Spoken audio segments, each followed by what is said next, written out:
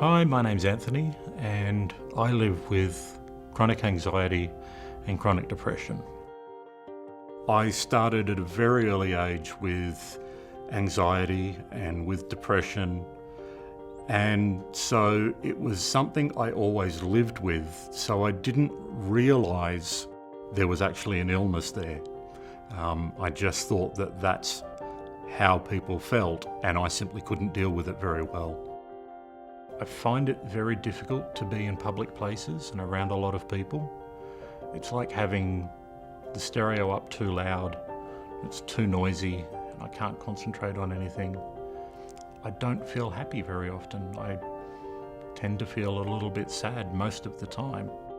The first time I would say I actually realised that I needed help was at 25 years of age. I'd reached a point where my anxiety and depression was so severe that I wasn't stable at work. I wasn't able to keep working, and it reached the point where I actually was forced to resign from a job, or they were going to dismiss me. And then subsequently I couldn't pay rent, went insolvent on a loan. Everything built up to the point where I simply had to go to the doctors because I wasn't able to cope with life at all. It wasn't really then until I first learnt that this was actually an illness and something I didn't really need to live with. I had very little education around the medication, how they worked. And so the first medication I tried, I didn't respond very well. And so I just stopped taking them and didn't go back because I didn't have the understanding that there was more than one option. Sadly, it took many, many more years before I was able to be in a place where I could talk to doctors about, well, this isn't quite working, what else have you got for me? And really start to be my own friend and look after myself. I had some support networks around me.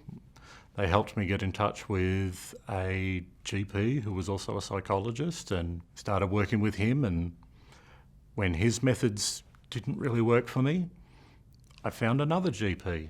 So I saw 3 different psychologists and 3 different counsellors before I finally found the right person that we could communicate really well together. We understood each other well. The big change was, rather than me thinking that I could just keep doing the same thing and that something else would change, I actually had to keep working until I found the right support, the right help, the right medication. At 35, I did find the right people.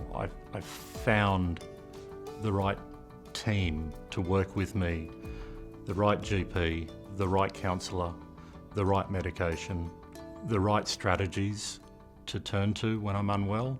I've found how to continue to live, and with the help of the right people, I got to save my life at 35.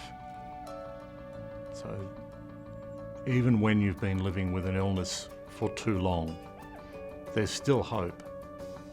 Just don't wait that long.